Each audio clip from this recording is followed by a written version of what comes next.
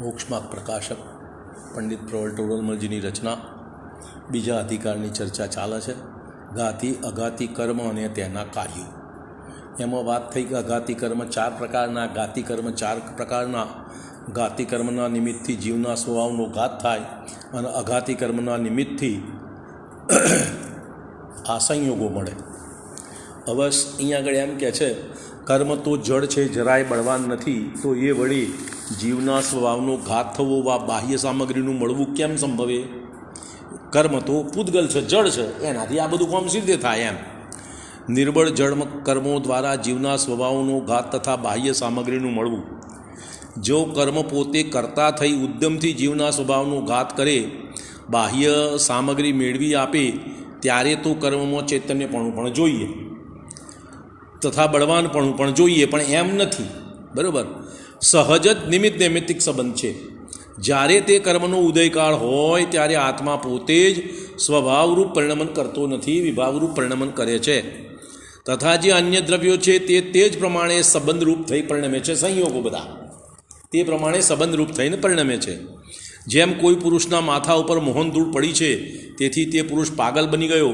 હવે ત્યાં એ મોહનધૂળને તો જ્ઞાન પણ નથી, તેમ તેમાં બળવાનપણું પણ નથી. છતાં પાગલપણું એ મોહનધૂળ વડે થતું જોવામાં આવે છે. મોહનધૂળનું તો માત્ર નિમિત્તપણું જ છે, પણ તે પુરુષ પોતે જ પાગલ થઈ પરિણમે છે. એવો જ નિમિત્ત નૈમિત્તિક ભાવ બની રહ્યો છે.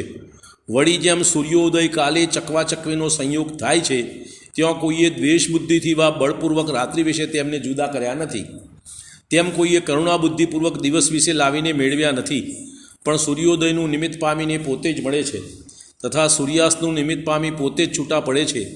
એવો જ નિમિત્ત નૈમિત્તિક ભાવ બની રહ્યો છે.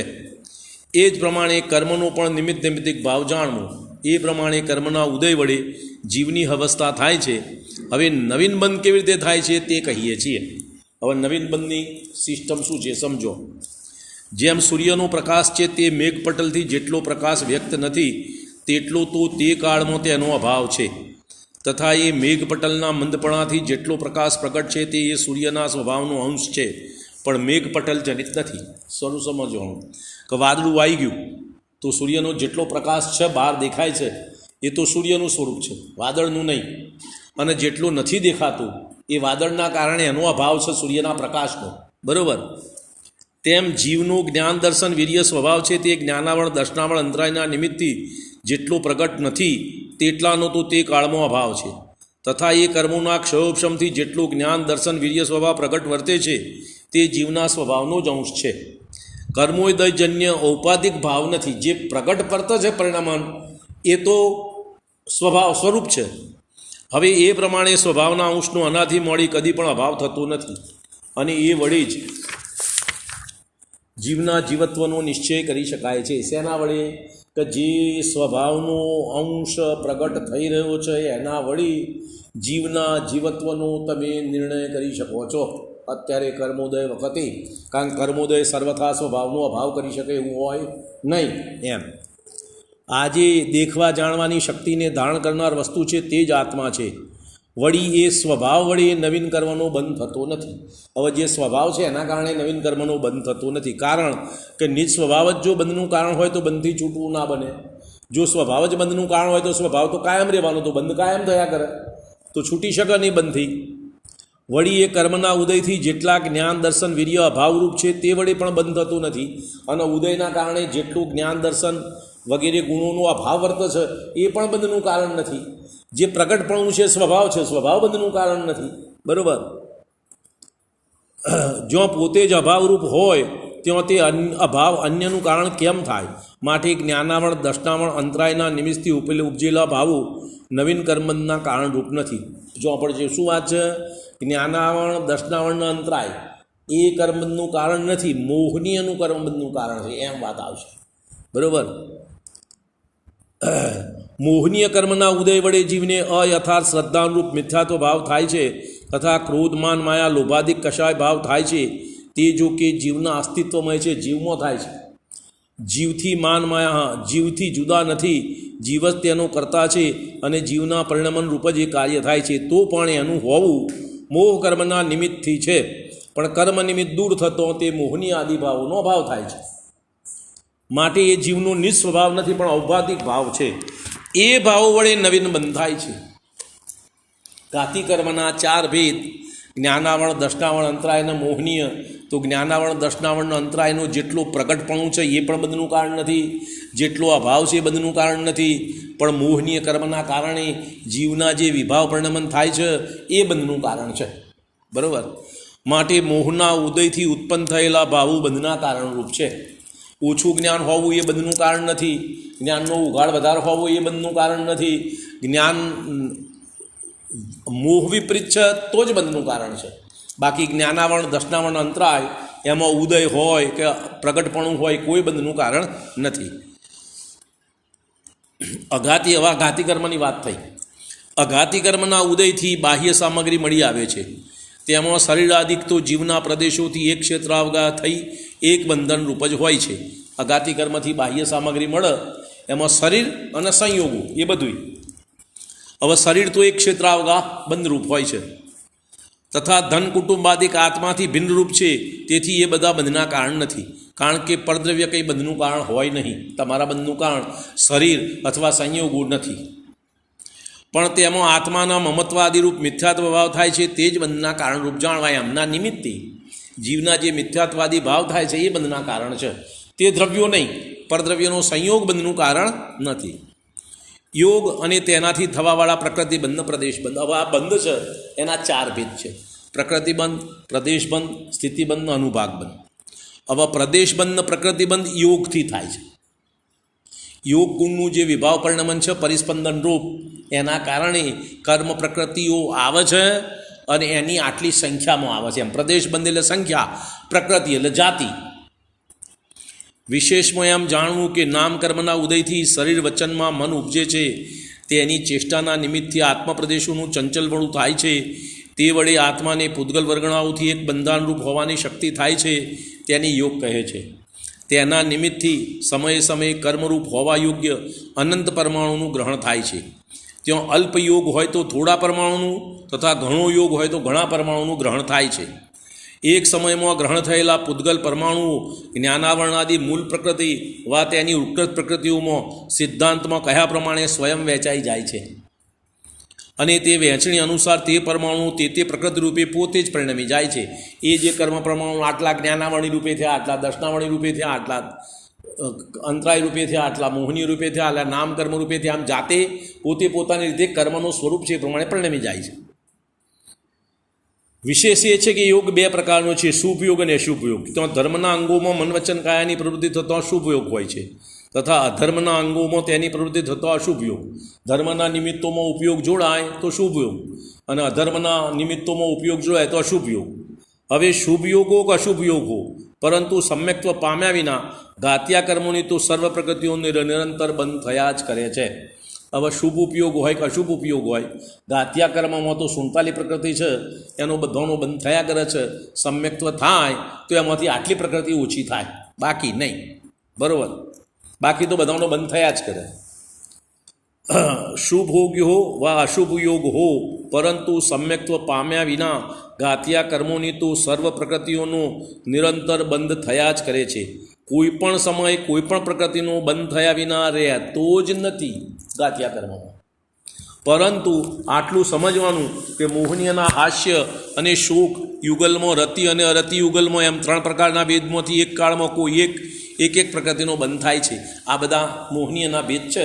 એમાંથી આ જે છે હાસ્ય અને શોક 2માંથી એક થાય, રતિ અરતિ 2માંથી એક થાય, અને 3 વેદમાંથી એક થાય. બંધ જ્યારે થાય ત્યારે ગમે તે એકનો થાય. અઘાતી પ્રકૃતિઓમાં શુભ યોગ હોય તો સાતા વેદની આદિ પુણ્ય પ્રકૃતિઓનો, અને અશુભ યોગ હોય તો અસાતા વેદની આદિ પાપ પ્રકૃતિઓનો, તથા મિશ્ર યોગ હોય તો કોઈ પુણ્ય પ્રકૃતિઓનો તથા કોઈ પાપ પ્રકૃતિઓનો બંધ થાય છે. એ પ્રમાણે યોગના નિમિત્તથી કર્મનું આગમન થાય છે. માટે યોગ છે તે આશ્રવ છે એમ કહ્યું. વળી એ યોગ દ્વારા ગ્રહણ થયેલા કર્મ પરમાણુનું નામ પ્રદેશ છે તેઓનું બંધ થયું, અને તેમાં મૂળ ઉત્તર પ્રકૃતિઓનો વિભાગ થયો. તેથી યોગ વડે પ્રદેશબંધ વા પ્રકૃતિબંધ થાય છે એમ સમજવું. હવે અનુભાગ અને સ્થિતિ, ફળ આપવાની શક્તિ અને કેટલા કાળ સુધી આ જીવ સાથે રહેશે એનું નામ સ્થિતિ. એ 2 મોહના ઉદયથી થાય. વળી મોહના ઉદયથી મિથ્યાત્વ ક્રોધાદિરૂપ ભાવ થાય છે. તે સર્વનું સામાન્યપણે કશાય એ નામ છે. તેનાથી કર્મ પ્રકૃતિઓની સ્થિતિ બંધાય છે. ભેદ તો થઈ ગયા કર્મ પ્રકૃતિના, અને એના પ્રદેશો એટલે પરમાણુ આવી ગયા. હવે કેટલા કાળ ટકશે એ સ્થિતિ આ મોહનીય કર્મના પરિણામ અનુસાર બંધાય છે. ત્યાં જેટલી સ્થિતિ બાંધી હોય તેમાં અબાધાકાળ છોડી તે પછી જ્યાં સુધી બંધ સ્થિતિ પૂર્ણ થાય ત્યાં સુધી સમયે સમયે તે પ્રકૃતિનો ઉદય આવ્યા જ કરે છે. સમજ, સમયે સમયે એક એક નિષેક ઉદયમાં આવ્યા જ કરે. જેટલી પ્રકૃતિ જેટલા સ્થિતિ બાંધી હોય એનો અબાધાકાળ પૂરો થયા પછી ત્યાં દેવ મનુષ્યને તિર્યંચાયુ વિના બાકીની સર્વઘાતી અઘાતી કર્મ પ્રકૃતિઓનો અલ્પ કશાયો હતો સ્થૂળો સ્થિતિબંધ તથા ઘણો કશાયો હતો ઘણો સ્થિતિબંધ થાય છે. તથા દેવ મનુષ્યને તિર્યંચ એ ત્રણ આયુનો અલ્પ કશાયથી ઘણો અને ઘણો કશાયો હોય તો સ્થૂળો સ્થિતિબંધ થાય છે. એમાં આયુમાં શુભ આયુમાં ઉલટું હોય, કશાય ઘણો હોય તો ઓછો સ્થિતિ પડે અને કશાય ઓછો હોય તો સ્થિતિ આયુષની સ્થિતિ વધે. એમ વળી એ કશાય વડે તે કર્મ પ્રકૃતિઓમાં અનુભાગ શક્તિના ફલાદાન શક્તિના ભેદો થાય છે. ત્યાં જેવો અનુભાગ બંધ થાય તેવા જ ઉદયકાળમાં એ પ્રકૃતિનું ઘણું વા થોડું ફળ નિપજે છે. ત્યાં ઘાતી કર્મની સર્વ પ્રકૃતિઓમાં વા અઘાતી કર્મોની પાપ પ્રકૃતિઓમાં અલ્પ કશાય હોય તો અલ્પ અનુભાગ બંધ થાય છે, ને ઘણો કશાય હોય તો તેમાં ઘણો અનુભાગ એટલે ફળ આપવાની શક્તિ વધારે બંધાય છે. અઘાતી કર્મોની પુણ્ય પ્રકૃતિમાં ઊંધું, અલ્પ કશાય હોય તો ઘણો અનુભાગ અને ઘણો કશાય હોય તો થોડો અનુભાગ પુણ્ય પ્રકૃતિમાં. એ પ્રમાણે કશાયો વડે કર્મ પ્રકૃતિઓના સ્થિતિ અનુભાગના ભેદો પડે છે. તેથી કશાયો વડે સ્થિતિબંધ અને અનુભાગ બંધ થાય છે એમ જાણવું. હવે અહીંયા પ્રકૃતિમાં 8 મૂળ પ્રકૃતિ છે. ઉત્કૃષ્ટ જગન્ય સ્થિતિબંધ અને અબાધાકાળનું કોષ્ટક એટલે ઉત્કૃષ્ટ કેટલો બંધ હોય, જગન્ય કેટલો હોય અને એનો અબાધાકાળ દરેકનો કેટલો હોય એનું અહીંયા માપ આપ્યું છે. મૂળ પ્રકૃતિઓ ઉત્કૃષ્ટ સ્થિતિબંધ, જગન્ય સ્થિતિબંધ, ઉત્કૃષ્ટ અબાધાકાળ, જગન્ય અબાધાકાળ. જો પહેલી જ્ઞાનાવરણ એનો ઉત્કૃષ્ટ સ્થિતિબંધ 30 કોડાકોડી સાગર વધારે બંધાય તો, જગન્ય સ્થિતિબંધ 1000 વર્ષ અંતર્મુહૂર્ત અને ઉત્કૃષ્ટ અબાધાકાળ 3000 વર્ષ. અને બાકી જગન્ય અબાધાકાળ છે એ તો સંખ્યાત ગુણી, જગન્ય સ્થિતિથી સંખ્યાત ગુણી અલ્પ હોય છે, એનાથી પણ એટલી ઓછી હોય બાકીનામાં. આયુકર્મ સિવાયમાં આ બધી વ્યવસ્થા છે. હવે દશનાવણની અંદર 30 કોડાકોડી સાગર, ઓછામાં ઓછું જગન્ય સ્થિતિબંધ 1 અંતર્મુહૂર્ત અને અબાધાકાળ 3000 વર્ષ. વેદનીયની 30 કોડાકોડી સાગર, એનો જગન્ય સ્થિતિબંધ 12 મુહૂર્ત અને અબાધાકાળ ઉત્કૃષ્ટ અબાધાકાળ 3000 વર્ષ. મોહનીયની 70 કોડાકોડી સાગર, એનો જગન્ય સ્થિતિબંધ 1 અંતર્મુહૂર્ત અને અબાધાકાળ 7000 વર્ષ. આયુની 33 સાગર અને જગન્ય સ્થિતિબંધ 1 અંતર્મુહૂર્ત અને પૂર્વ કોટી વર્ષ વિભાગ ત્રિભાગ એટલું એનું જગન્ય ઉત્કૃષ્ટ અબાધાકાળ એટલા વર્ષ પછી ઉદયમાં આવે. પછી નામકર્મનું 20 કોડાકોડી સાગર, 8 મુહૂર્ત ઓછામાં ઓછો બંધ અને 2000 વર્ષ પછી અબાધાકાળ પછી ઉદયમાં આવે. પછી ગોત્ર 20 કોડાકોડી સાગર, 8 મુહૂર્ત એનું જગન્ય બંધ અને 2000 વર્ષ પછી ઉદયમાં આવે અબાધાકાળ. અને અંતરાય 30 કોડાકોડી સાગર, 1 અંતર્મુહૂર્ત જગન્ય અને 3000 વર્ષ પછી ઉદયમાં આવે. આયુકર્મ સિવાય 7 કર્મોની જગન્ય અબાધા પોતપોતાની જગન્ય સ્થિતિથી સંખ્યાત ગુણી અલ્પ હોય છે. તથા આયુકર્મની જગન્ય અબાધા આવલીના અસંખ્યાત માગ પ્રમાણ તથા કોઈ આચાર્યને મધ્યે 1 અંતર્મુહૂર્ત પણ હોય છે. બરાબર, આ ગોમટસારના આધારે અહીં આગળ એનો વાત આપી. હવે પેલી વાત થઈ છે કે કશાયના કારણે અનુભાગ અને સ્થિતિ બંધ પડે છે. તો ઘણો કશાય હોય તો પાપ પ્રકૃતિમાં ઘણો બંધ થાય અને પુણ્ય પ્રકૃતિમાં ઓછો થાય. અલ્પ કશાય હોય તો પુણ્ય પ્રકૃતિમાં વધારે થાય ને પાપ પ્રકૃતિમાં ઓછો થાય. અને ઘાતી કર્મોમાં તો પાપ પ્રકૃતિના જેમ જ. અહીં જેમ ઘણી મદિરા હોય છતાં તેમાં થોડા કાળ સુધી થોડી ઉન્મત્તતા ઉપજાવવાની શક્તિ હોય તો તે મદિરા હીનપણાને જ પ્રાપ્ત છે. તથા થોડી પણ મદિરા હોય છતાં તેમાં ઘણા કાળ સુધી ઘણી ઉન્મત્તતા ઉપજાવવાની શક્તિ હોય તો તે મદિરા અધિકપણાને પ્રાપ્ત છે. તેમ કર્મ પ્રકૃતિઓના ઘણા પરમાણુ હોય છતાં તેમાં થોડા કાળ સુધી થોડું ફળ દેવાની શક્તિ હોય તો તે કર્મ પ્રકૃતિ હીન કહેવાય, હીન પ્રકૃતિ છે, હીનપણાને પ્રાપ્ત છે. તથા કર્મ પ્રકૃતિના થોડા પરમાણુ હોય છતાં તેમાં ઘણા કાળ સુધી ઘણું ફળ દેવાની શક્તિ હોય તો તે કર્મ પ્રકૃતિ અધિકપણાને પ્રાપ્ત છે. માટે યોગ વડે થયેલો પ્રકૃતિબંધ પ્રદેશબંધ બળવાન નથી, પરંતુ કશાયો વડે કરેલું સ્થિતિબંધ અનુભાગ બંધ જ બળવાન છે. એટલા માટે મુખ્યપણે કશાય જ બંધનું કારણ જાણવું. જેઓએ બંધ ન કરવો હોય તે કશાય ના કરે. કશાય ઉપર ધ્યાન રાખો એટલો બંધ ઓછો થાય, કશાય જેટલો ઓછો થાય એટલો. હવે જ્ઞાનહીન જળ પરમાણુનું યથાયોગ્ય પ્રકૃતિરૂપ પરિણમન. હવે આ બધું કર્મ પરમાણુ બને છે. કર્મ પરમાણુ તો જળ પ્રકૃતિ છે, પૂદગલ દ્રવ્ય છે, એનામાં જ્ઞાન નથી, ચેતન નથી. તો આ બંધાયો હોય એ પ્રમાણે કેવી રીતે પરિણમન કરે એની જાતે જાતે એમ એ વાત. પૂદગલ પરમાણુ તો જળ છે, તેમને કંઈ જ્ઞાન નથી, તો તે તેવું યથાયોગ્ય પ્રકૃતિરૂપ થઈ કેવી રીતે પરિણમે છે એમ પેલો સવાલ કરે. એનો જવાબ, જેમ ભૂખ લાગતો મુખદ્વાર વડે ગ્રહણ કરેલું ભોજનરૂપ પૂદગલ પિંડ માંસ શુક્ર રુધિરાદિ ધાતુરૂપ પરિણમે છે, એ ભોજનના પરમાણુમાં યથાયોગ્ય કોઈ ધાતુરૂપ થોડા વા કોઈ ધાતુરૂપ ઘણા પરમાણુ હોય છે. તેમાં પણ કોઈ પરમાણુનો સંબંધ ઘણા કાળ સુધી તથા કોઈનો થોડા કાળ સુધી રહે છે. વળી એ પરમાણુમાં કોઈ તો પોતાનું કાર્ય નિપજાવવાની ઘણી શક્તિ ધરાવે છે અને કોઈ અલ્પ શક્તિ ધરાવે છે. હવે એમ થવામાં કંઈ ભોજનરૂપ પૂદગલ પિંડને તો ભોજનનો કોળિયો તમે ખાધું એને તો કંઈ જ્ઞાન નથી કે હું આમ પરિણમું, તથા અન્ય પણ કોઈ પરિણમાવનારો નથી, પરંતુ એવો જ નિમિત્તિક ભાવ બની રહ્યો છે જે વડે એ જ પ્રમાણે પરિણમન થાય છે. પૂદગલ પરમાણુનું પરિણમન પણ એમના સ્વરૂપ પ્રમાણે થયા કરે, એને કોઈ કર્તાની જરૂર નથી. તેમ કશાય થતો યોગ દ્વાર વડે ગ્રહણ કરેલું કર્મ વર્ગણારૂપ પૂદગલ પિંડ જ્ઞાનાવરણાદિ પ્રકૃતિરૂપ પરિણમે છે. એ કર્મ પરમાણુમાંથી યથાયોગ કોઈ પ્રકૃતિરૂપ થોડા વા કોઈ પ્રકૃતિરૂપ ઘણા પરમાણુ હોય છે. તેમાં પણ કોઈ પરમાણુનો સંબંધ ઘણો કાળ રહે છે તથા કોઈનો થોડો કાળ રહે છે. એ પરમાણુમાં કોઈ તો પોતાનું કાર્ય નિપજાવવાની ઘણી શક્તિ ધારે છે, ત્યારે કોઈ થોડી શક્તિ ધારે છે. એમ થવામાં કોઈ કર્મ વર્ગણારૂપ પૂદગલ પિંડને તો જ્ઞાન નથી કે હું આમ પરિણમું, તથા અન્ય કોઈ પરિણમાવનારું પણ નથી, પરંતુ એવો જ કેવળ નિમિત્તિક ભાવ બની રહ્યો છે જે વડે એ જ પ્રકારે પરિણમન થાય છે. લોકમાં પણ એવા નિમિત્તિક ભાવ ઘણા જ બની રહ્યા છે. જેમ કે મંત્રના નિમિત્તથી જલાદિકમાં રોગ દૂર કરવાની શક્તિ હોય છે, તથા કાંકરી વગેરેમાં સર્પાદિકને રોકવાની શક્તિ હોય છે. તેમ જીવભાવના નિમિત્ત વડે પૂદગલ પરમાણુમાં જ્ઞાનાવરણાદિ રૂપ શક્તિ થાય છે. અહીં વિચાર વડે પોતાના ઉદ્યમપૂર્વક કાર્ય કરે તો ત્યાં જ્ઞાનની જરૂર ખરી, પણ તથારૂપ નિમિત્ત બનતો સ્વયં તેવું પરિણમન થાય ત્યાં જ્ઞાનનું કંઈ કાર્ય નથી, પ્રયોજન નથી. આ પ્રમાણે નવીન બંધ થવાનું વિધાન જાણવું. હવે બંધ થઈ ગયો પછી કર્મની જે સ્થિતિ છે એની ચર્ચા. બંધ થયા પછી શું થાય? કર્મનો બંધ, ઉદય, સત્તા અને અવસ્થા, એનું કેવું પરિવર્તન થાય છે એની ચર્ચા. હવે કર્મ બંધ થયા પછી સત્તામાં પડેલા કર્મોની કેવી અવસ્થા હોય છે એની ચર્ચા અહીં થાય છે.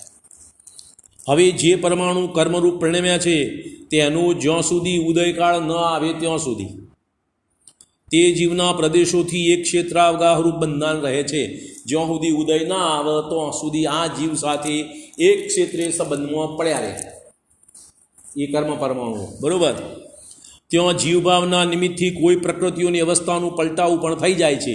હવે ઉદયમાં આવતા નથી, સત્તામાં પડ્યો છે, અને જીવના પરિણામમાં એવો કોઈ ફેરફાર બને તો એના નિમિત્તે એ કર્મ પરમાણુ જે પ્રકૃતિ હોય એ પ્રકૃતિમાંથી બીજી પ્રકૃતિ પણ થઈ જાય. પુણ્યમાંથી પાપ, પાપમાંથી પુણ્ય, અનંતાનુબંધમાંથી અપ્રત્યાખ્યાન, અપ્રત્યાખ્યાનમાંથી પ્રત્યાખ્યાન વગેરે. એમ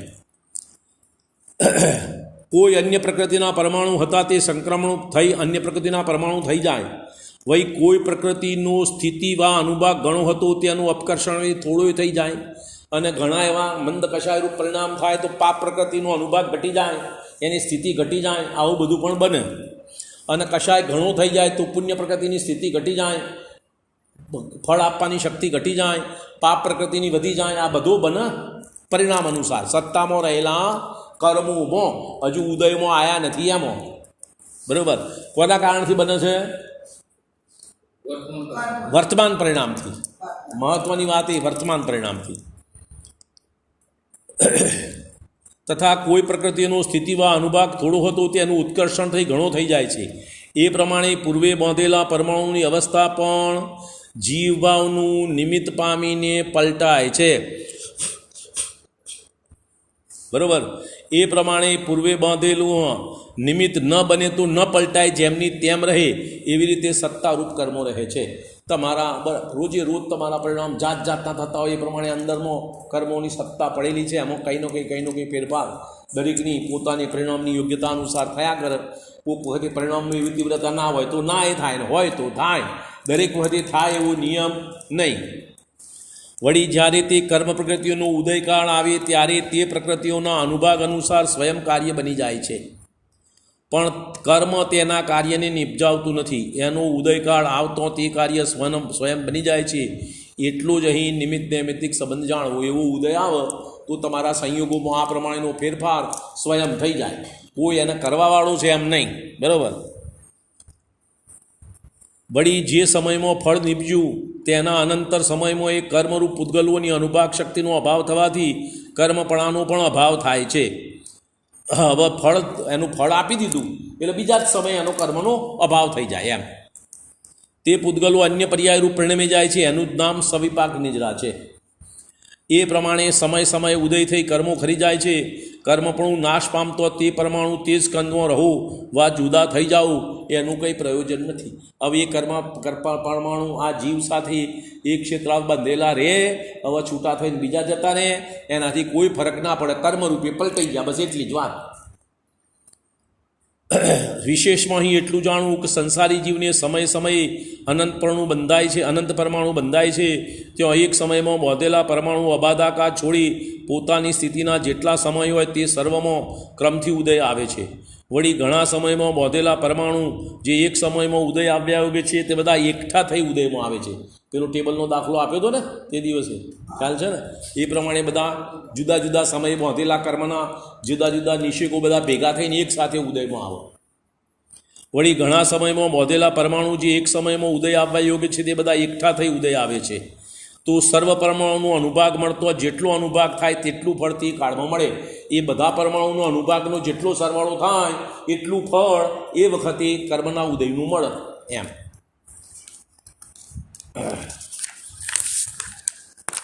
વળી અનેક સમયમાં બાંધેલા પરમાણુ બંધ સમયથી મળી ઉદય સમય સુધી કર્મરૂપ અસ્તિત્વને ધારે જીવથી સંબંધરૂપ રહે છે.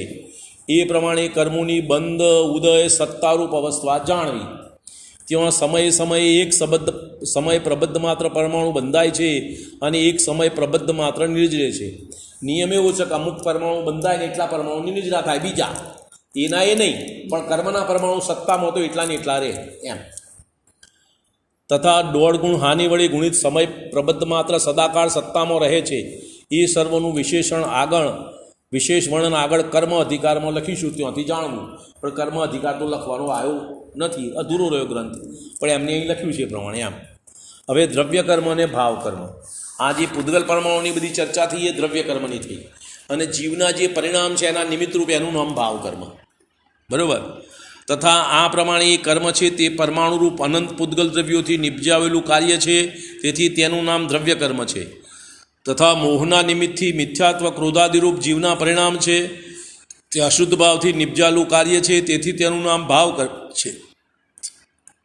દ્રવ્ય કર્મના નિમિત્તથી ભાવકર્મ થાય તથા ભાવકર્મના નિમિત્તથી દ્રવ્યકર્મનો બંધ થાય. ફરી પાછું દ્રવ્યકર્મથી ભાવકર્મ અને ભાવકર્મથી દ્રવ્યકર્મ એ જ પ્રમાણે પરસ્પર કારણ કાર્ય વડે સંસાર ચક્રમાં પરિભ્રમણ થાય છે.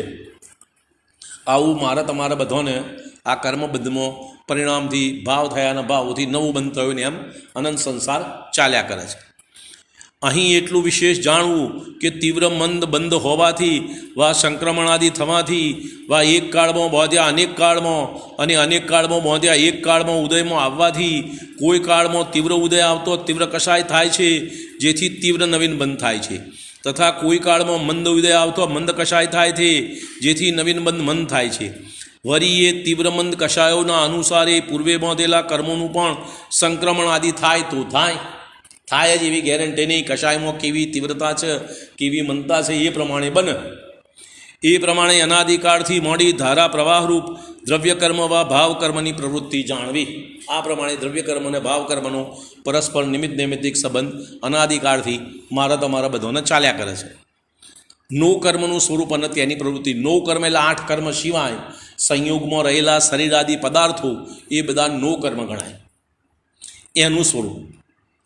વળી નામકર્મના ઉદયથી શરીર થાય છે તે દ્રવ્યકર્મવત કિંચિત સુખ દુઃખનું કારણ છે, માટે શરીરને નો કર્મ કહીએ છીએ. અહીં નો શબ્દ અલ્પતાવાચક જાણવું. હવે શરીર તો પૂતગલ પરમાણુનું પિંડ છે તથા દ્રવ્યેન્દ્રિય, દ્રવ્યમન, શ્વાસોશ્વાસ અને વચન એ શરીરના અંગ છે. તેથી એને પણ પૂતગલ પરમાણુના પિંડ જાણવા. એ પ્રમાણે શરીર તથા દ્રવ્યકર્મ સંબંધ સહિત જીવને એક સત્તાવગ્રાહરૂપ બંધાન થાય છે. જે શરીરના જન્મ સમયથી મોડી જેટલી આયુની સ્થિતિ હોય તેટલા કાળ સુધી શરીરનો સંબંધ રહે છે. આયુ પૂર્ણ થતો મરણ થાય છે ત્યારે એ શરીરનો સંબંધ છૂટે છે, અર્થાત શરીર અને આત્મા જુદા જુદા થઈ જાય છે. વળી એના અનંતર એટલે તરત જ પહેલાં જ બીજા સમયમાં, ત્રીજા ચોથા સમયમાં જીવ કર્મ ઉદયના નિમિત્તથી નવીન શરીર ધારણ કરે છે. વધારે 4 સમય લાગે, એના પહેલાં બીજું શરીર ધારણ કરી જ લે. ત્યાં પણ તે પોતાની આયુ સ્થિતિ પર્યંત તે જ પ્રમાણે સંબંધ રહે છે. ફરી જ્યારે મરણ થાય ત્યારે તેનાથી પણ સંબંધ છૂટી જાય છે અને પૂર્વ શરીર છોડી પાછો નવીન શરીર ધારણ કરી લે છે. અનુક્રમે થયા જ કરે છે. વળી તે આત્મા જો કે અસંખ્યાત દેશીય છે તો પણ સંકોચ વિસ્તાર શક્તિ વડે શરીર પ્રમાણે જ રહે છે. વિશેષ એટલું કે સમુદ્ઘાત થતો શરીરથી બહાર પણ આત્માના પ્રદેશો ફેલાય છે તથા અંતરાલ સમયમાં પૂર્વ શરીર છોડ્યું હતું તેના પ્રમાણરૂપ રહે છે.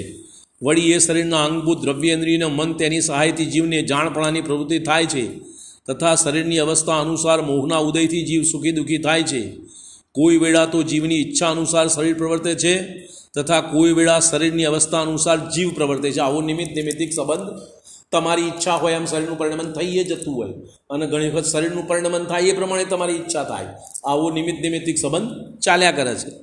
તથા કોઈ વેળા અન્યથા ઈચ્છારૂપ પ્રવર્તે છે. તમારા વિચાર કરો જુદું, શરીરનું પરિણમન જુદું, શરીરનું પરિણમન જુદું, તમારો વિચાર જુદું, એમ પણ બને. પૂતગલ અન્યથા અવસ્થારૂપ પરિણામ પ્રવર્તે છે. એ પ્રમાણે નો કર્મની પ્રવૃત્તિ જાણવી. હવે નિત્ય નિગોદ અને ઇતર નિગોદ, હવે આ સંસારમાં આ જીવ ક્યાંથી આ પરિભ્રમણમાં આવે છે અને કેવી રીતે પાછો જાય છે એની વાત. હવે અનાદિકાળથી મોડી પ્રથમ તો આ જીવને નિત્ય નિગોદરૂપ શરીરનો સંબંધ હોય છે. ત્યાં નિત્ય નિગોદ શરીર ધરીને આયુ પૂર્ણ થતો ફરી મરી નિત્ય નિગોદ શરીરને ધારે છે. વળી પાછો એ આયુ પૂર્ણ કરી નિત્ય નિગત શરીરને જ ધારે છે. એ પ્રમાણે અનંત પ્રમાણ સહિત જીવ રાશિ છે તે અનાદિકાળથી નિત્ય નિગૂઢ મોજ જન્મ મરણ કર્યા કરે છે. વળી ત્યાંથી 6 મહિના 8 સમયમાં 608 જીવ નીકળે છે તેવું નીકળીને અન્ય પર્યાયો ધારણ કરે છે. કોઈ પૃથ્વી, જળ, અગ્નિ, પવન પ્રત્યેક વનસ્પતિ રૂપ એકેન્દ્રિય પર્યાયોમાં, વા બેન્દ્રિય, તેન્દ્રિય, ચોઇન્દ્રિય પર્યાયોમાં, વા નરક, તિર્યંશ, મનુષ્ય અને દેવરૂપ પંચેન્દ્રિય પર્યાયોમાં ભ્રમણ કરે છે. ત્યાં કેટલો કાળ સુધી ભ્રમણ કરી ફરી પાછા નિગોદ પર્યાયને પ્રાપ્ત થાય છે. હવે આ સંસારમાં ભ્રમણ કરીને પાછા નિગોદમાં જાય તેને ઇતર નિગોદ કહે છે. બરાબર. અઢી પૂતગલ ઇતર નિગોદમાં અઢી પૂતગલ પરાવર્તન માત્ર છે, એ પણ અનંતકાળ છે. વળી ઇતર નિગોદમાંથી નીકળી કોઈ જીવ સ્થાવરીય પર્યાય પામી ફરી પાછો નિગોદમાં જાય એમ એકેન્દ્રિય પર્યાયોમાં ઉત્કૃષ્ટ પરિભ્રમણ કાળ અસંખ્યાત પૂતગલ પરાવર્તન માત્ર છે અને જગન્યકાળ સર્વનો એક અંતર્મુહૂર્ત છે.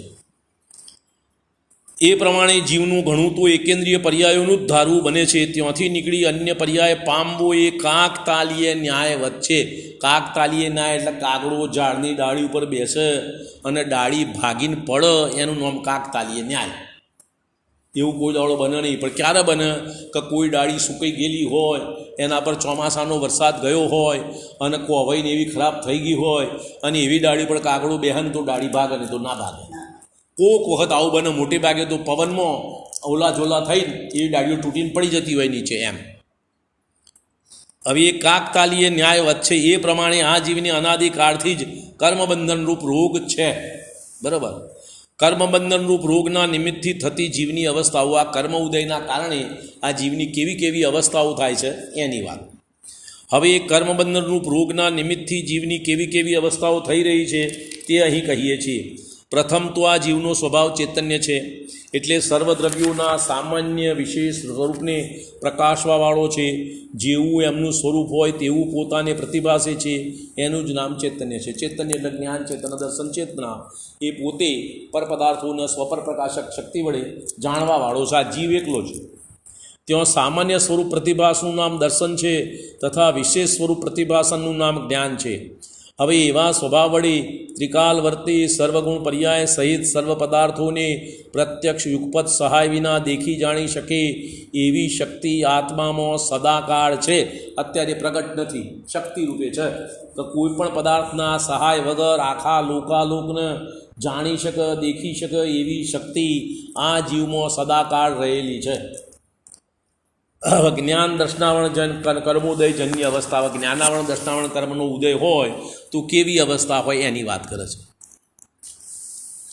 અનાદિથી જ જ્ઞાનાવરણ દર્શનાવરણનો સંબંધ છે, જેના નિમિત્તથી એ શક્તિનું વ્યક્તપણું થતું નથી. જો ચાર ગાતી કર્મમાં જ્ઞાનાવરણ દર્શનાવરણની બેની વાત છે, અંતરાય અને મોહની વાત પછી કરશે, બરાબર, ધ્યાન રાખવાનું. જેના નિમિત્તથી એ શક્તિનું વ્યક્તપણું થતું નથી એ કર્મોના ક્ષયોપશમથી કિંચિત મતિ જ્ઞાન વા શ્રુત જ્ઞાન વર્તે છે. કોઈ વેળા અવધિ જ્ઞાન પણ હોય છે, કોઈ વેળા અચક્ષુ દર્શન હોય છે, કોઈ વેળા ચક્ષુ દર્શન વા અવધિ દર્શન પણ હોય છે. હવે એની પણ પ્રવૃત્તિ કેવી રીતે હોય છે તે અહીં દર્શાવીએ છીએ. હવે મતિશ્રુત જ્ઞાનની અંદર કોઈને મતિશ્રુત જ્ઞાન હોય, અવધિ જ્ઞાન હોય, અવધિ દર્શન હોય, સામાન્ય ચક્ષુ દર્શન હોય, અચક્ષુ દર્શન, આ બધું જુદી જુદી અવસ્થાઓ દરેક વખતે ઓમ જ હોય ને ઓમ જ નહીં એવું નહીં, પણ બધામાંથી ગમે તે અવસ્થાઓ બન્યા કરે. પ્રથમ તો મતિ જ્ઞાન છે તે શરીરના અંગભૂત જે જીવ, નાસિકા, નેત્ર, કાન અને સ્પર્શની 5 દ્રવ્યેન્દ્રિય તથા હૃદય સ્થાનમાં આંખ પાખડીના ફૂલ્યા કમળના આકારવાળું દ્રવ્યમન એની સહાયતા વડે જાણે છે. હવે મતિ જ્ઞાન છે ઇન્દ્રિય મનની સહાયતા વડે જાણે છે. અને જેમ મંદ દ્રષ્ટિવાળો મનુષ્ય પોતાના નેત્ર વડે દેખે પરંતુ ચશ્મા લગાવવાથી જ દેખે, ચશ્મા વિના દેખી શકતો નથી, તેમ આત્માનું જ્ઞાન મન છે હવે તે પોતાના જ્ઞાન વડે જ જાણે. જાણવાનું કામ તો ચશ્મા નથી કરતો, તો ઇન્દ્રિયો જાણવાનું કામ નથી કરતો, જાણવાનું કામ તો જીવનું જ્ઞાન જ કરે છે. પણ મંદ છે અત્યારે, માટે ઇન્દ્રિયો વગર જાણી શકતો નથી એમ. પરંતુ દ્રવ્ય ઇન્દ્રિય વા મનનો સંબંધ થતો જ જાણે એ વિના નહીં. વળી નેત્ર તો જેવાને તેવા જ હોય, પરંતુ ચશ્માની અંદર કોઈ દોષ હોય તો દેખી શકે નહીં. થોડું દેખે વા અન્યથા દેખે. દેખવાની શક્તિ તો છે પણ ચશ્મા બરોબર નથી તો, એટલે શરીરનો જ્ઞાનનો ઉગાડ છે અને ઇન્દ્રિયો બરોબર નથી તો ઓછું દેખાય, ઝાંખું દેખાય અથવા ના દેખાય, ગમે તે બને. તેમ ક્ષયોપશમ તો જેવું ને તેવું હોય, પરંતુ દ્રવ્ય ઇન્દ્રિય વા મનના પરમાણુ અન્યથા પરિણમા હોય તો તે જાણી શકે નહીં. થોડું જાણે વા અન્યથા જાણે. કારણ દ્રવ્યેન્દ્રિય વા મનરૂપ પરમાણુના પરિણમનને તથા મતિ જ્ઞાનને નિમિત્ત નૈમિત્તિક સંબંધ છે. તેથી તેના પરિણમન અનુસાર જ્ઞાનનું પરિણમન થાય છે. તેનું દ્રષ્ટાંત જેમ મનુષ્યાદિકને બાલવૃદ્ધ અવસ્થામાં જો દ્રવ્યેન્દ્રિય વા મન શિથિલ હોય તો જાણપણું શિથિલ હોય છે. બાલ અને વૃદ્ધ અવસ્થા તેમાં મન ઇન્દ્રિયો શિથિલ હોય તો જાણપણું શિથિલ હોય એમ. વળી જેમ શીતવાયુ આદિના નિમિત્તે સ્પર્શનાદિ ઇન્દ્રિયોના વા મનના પરમાણુ અન્યથા હોય તો જાણપણું ન થાય, થોડું થાય વા અન્યથા પણ થાય. વળી એ જ્ઞાનને તથા બાહ્ય દ્રવ્યોને પણ નિમિત્ત નૈમિત્તિક સંબંધ હોય છે. તેનું દ્રષ્ટાંત જેમ નેત્રેન્દ્રિયને અંધકારના પરમાણુ અથવા ફૂલા આદિના પરમાણુ વા પાષાણ આદિના પરમાણુ આડા આવી જાય તો દેખી શકે નહીં. આવો મારો ક્ષયોપશમની મર્યાદા છે. લાલ કાચ આડો આવે તો બધું લાલ દેખાય, લીલો કાચ આડો આવે તો લીલું દેખાય, એ પ્રમાણે અન્યથા જાણવું. આ પ્રમાણે નિમિત્ત નૈમિત્તિક સંબંધ છે તો એવો જેવો નિમિત્ત હોય એવું કાર્ય પરિણમે એમ. વળી દૂરબીન, ચશ્મા વગેરે આડા આવે તો ઘણું દેખાવા લાગે, તથા પ્રકાશ, જળ અને કાચ આદિના પરમાણુ આડા આવે તો પણ જેવું છે તેવું દેખાય. એ પ્રમાણે અન્ય ઇન્દ્રિયો તથા મનનું પણ યથાસંભવ જાણવું. આ તો ચક્ષુ ઇન્દ્રિયની વાત કરીએ પ્રમાણે કર્ણ ઇન્દ્રિયનું, ઘ્રાણ ઇન્દ્રિયનું, સ્પર્શન ઇન્દ્રિયનું બધાની વાત સમજવી.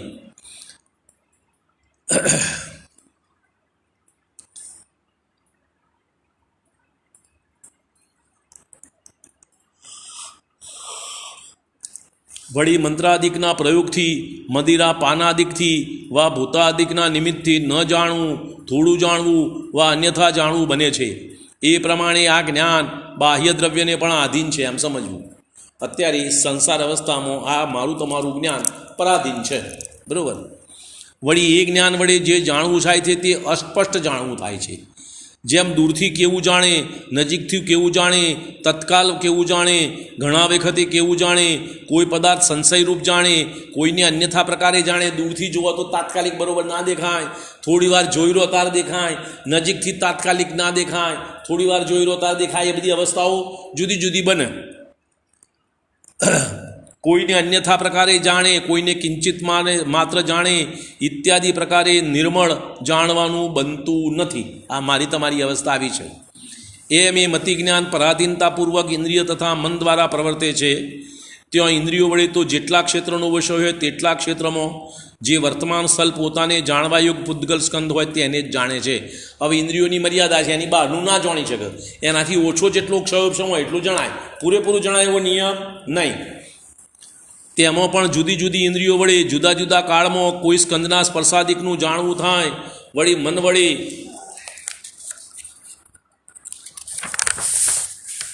જાણવાયોગ કિંચિત માત્ર ત્રિકાલ સંબંધી દૂર વા સમીપ ક્ષેત્રવર્તી રૂપી અરૂપી દ્રવ્ય વા પર્યાયની અત્યંત સ્પષ્ટ જાણે છે. બરાબર. હવે જુઓ, આ મતિ જ્ઞાનની ચર્ચા ચાલે છે. આ ઇન્દ્રિયોને મન વડે જાણવાનું, મનના વિકલ્પોથી જાણવાનું આ કાર્ય બધું શ્રુત જ્ઞાનનું કાર્ય. એની ચર્ચા હજુ આવી નથી, એની આવશે. મતિ જ્ઞાન શ્રુત જ્ઞાનનો ભેદ સમજવા માટે ખુલાસો કરું છું. મતિ જ્ઞાન શ્રુત જ્ઞાનમાં આપણે ભેદ સમજતા નથી. બે વસ્તુ જુદી જુદી છે. બરાબર. મન અને ઇન્દ્રિયો વડે જાણવાનું મુખ્યપણે કાર્ય મતિ જ્ઞાનનું છે, અને મનના વિકલ્પો વડે એ વિષયનું ચિંતન મનન કરવાનું કાર્ય શ્રુત જ્ઞાનનું છે. બરાબર. અત્યારે મતિ જ્ઞાનની ચર્ચા ચાલે છે. મતિ જ્ઞાનમાં જે ઇન્દ્રિયો છે એનો કેવો આકાર છે, કેટલા સુધી જાણી શકે, એની મર્યાદા ગોમટ સારમાં છે. એનો અહીં આગળ આધાર આપીને એનું બતાવ્યું છે વાત. સ્પર્શન ઇન્દ્રિય છે, એકેન્દ્રિય જીવ 400 ધનુષ સુધી જાણે. 2 ઇન્દ્રિય જીવ 800 ધનુષ દૂર સુધી જાણી શકે. 3 ઇન્દ્રિય 1600 ધનુષ સુધી જાણી શકે. ચતુરિન્દ્રિય 3200 ધનુષ જાણે. અસૈની પંચેન્દ્રિય 6400 ધનુષ અને સંજ્ઞની પંચેન્દ્રિય 9 યોજન સુધીનું જાણી શકે. સ્પર્શ ઇન્દ્રિયનો વિષય. બરાબર. ખ્યાલ આવ્યું? હવે રસના ઇન્દ્રિય છે તો એક ઇન્દ્રિયવાળાને તો રસના હોય નહીં. 2 ઇન્દ્રિયવાળો 64 ધનુષ જાણે. 3 ઇન્દ્રિયવાળો 128 ધનુષ. 4 ઇન્દ્રિયવાળો 256 ધનુષ.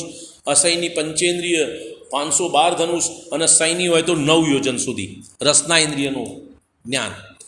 ઘ્રાણ ઇન્દ્રિય છે તો 2 ઇન્દ્રિયવાળાને તો ના હોય, તો 3 ઇન્દ્રિયવાળાને હોય. તો 3 ઇન્દ્રિયવાળો હોય તો 200 ધનુષ. 4 ઇન્દ્રિયવાળો અસૈની પંચેન્દ્રિય હોય તો 400 ધનુષ અને સંજ્ઞની પંચેન્દ્રિય હોય તો 9 યોજન. હવે ચક્ષુ છે એ તો 4 ઇન્દ્રિયવાળાનો જ હોય, 3 ઇન્દ્રિય સુધી ના હોય. તો એ 2954 યોજન સુધી જોણ. અસૈની પંચેન્દ્રિય 5908 યોજન સુધી જોણ. અને સંજ્ઞની પંચેન્દ્રિય હોય 47263 ધનુષ્ય સુધીનું જાણી શકે, યોજન સુધીનું. કયો? ચક્ષુ ઇન્દ્રિય. તો એટલું જણાય તા કે જણાય. તમે ચક્ષુ, સૂર્ય, ચંદ્ર, તારા બધા કેટલા દૂરના દેખો છો? ખ્યાલ આવ્યો ને? એમ. હવે શ્રોત્ર એટલે કર્ણ ઇન્દ્રિય છે તો પંચેન્દ્રિય વાળાના જ હોય. તો પંચેન્દ્રિય અસૈની હોય તો 8000 ધનુષ સુધી જાણ, અને સૈની પંચેન્દ્રિય હોય તો 12 યોજન સુધીનો અવાજ સાંભળી શકે. બરાબર. આપણે ધનુષનો ગગડાટ, પેલા વાદળાનો ગડગડાટ થાય, કંઈ દૂર સુધી ગમે તે અવાજ હોય તો અહીં બેઠા બેઠા આપણે સાંભળી શકીએ છીએ. બરાબર. એમ અયોધ્યાનો ચક્રવર્તી અભ્યંતર પરિધિમાં આવેલા સૂર્યના વિમાનને 47263 યોજન દૂરથી જોઈ શકે છે. તેથી ચક્ષુ ઇન્દ્રિયનો ઉત્કૃષ્ટ વિષય તેટલો છે. ઉપર પ્રમાણે ઇન્દ્રિય વિષયોનું જ્ઞાન મર્યાદિત હોવાથી તે મહાપરાધીન છે. આ બધી મર્યાદા છે, સંપૂર્ણ નથી આ. બરાબર. ઉપર પ્રમાણે જ પ્રત્યેક ઇન્દ્રિયની વિષય જાણવાની લબ્ધિની પ્રકટતા ઉત્કૃષ્ટપણે હોય છે. ઓનાથી ઓછો ઉગાડ હોય, વધારે કોઈનો ના હોય. ઇન્દ્ર જે આત્મા, તેને જાણવાનું જે ચિહ્ન તે ઇન્દ્રિય છે, અથવા ઇન્દ્ર જે કર્મ તેમાંથી નિપજેલી દીધેલી તે ઇન્દ્રિય છે. ઉપરની મર્યાદાથી અધિક જાણવાની આત્માની ગમે તેટલી ઈચ્છા હોય તો પણ તેથી અધિક ઇન્દ્રિય દ્વારા તે જાણી શકતો નથી. ઇન્દ્રિય વગર અવધિ જ્ઞાનથી, મનપ્રિય જ્ઞાનથી ગમે તે જાણે, એ જુદી વાત. એમાં ઇન્દ્રિયોનો વેપાર ના હોય. તેથી જ ઇન્દ્રિયજન્ય જ્ઞાન પરાધીન અને કુંઠિત છે. બરાબર.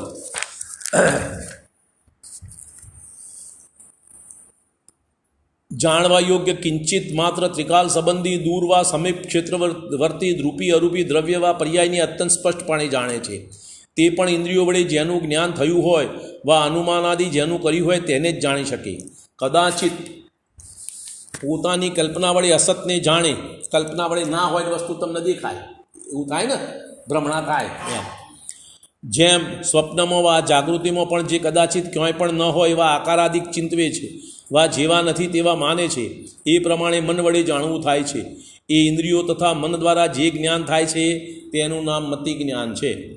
ત્યાં પૃથ્વી, જળ, અગ્નિ, પવન અને વનસ્પતિ રૂપ એકેન્દ્રિયોને સ્પર્શનું જ જ્ઞાન છે. ઈયળ, શંખ આદિ બેન્દ્રિય જીવોને સ્પર્શ અને રસનું જ્ઞાન છે. કીડી, મકોડા આદિ તેન્દ્રિય જીવોને સ્પર્શ, રસ અને ગંધનું જ્ઞાન છે. ભમરો, માખી, પતંગ આદિ ચોરેન્દ્રિય જીવોને સ્પર્શ, રસ, ગંધ અને વર્ણનું જ્ઞાન છે. મચ્છ, ગાય, કબૂતર આદિ તિર્યંચ તથા મનુષ્યદેવ, નારકી આદિ પંચેન્દ્રિય જીવોને સ્પર્શ, રસ, ગંધ, વર્ણ અને શ્રોત્ર શબ્દનું જ્ઞાન છે. વળી તિર્યંચોમાં કોઈ સંજ્ઞી છે તથા કોઈ અસંજ્ઞી છે. તેમાં સંજ્ઞીઓને તો મનજનિત જ્ઞાન હોય છે, પણ અસંજ્ઞીઓને મનજનિત જ્ઞાન હોતું નથી. તથા મનુષ્યદેવ, નારકી જીવો સંજ્ઞી જ હોય, એમાં અસંજ્ઞી ના હોય. તિર્યંચોમાં કોક હોય. તે સર્વને મનજનિત જ્ઞાન હોય છે. એ પ્રમાણે મતિ જ્ઞાનની પ્રવૃત્તિ જાણવી. બરાબર. હવે સમય થઈ ગયો છે. શ્રુત જ્ઞાનની પ્રવૃત્તિની વાત ચાલે.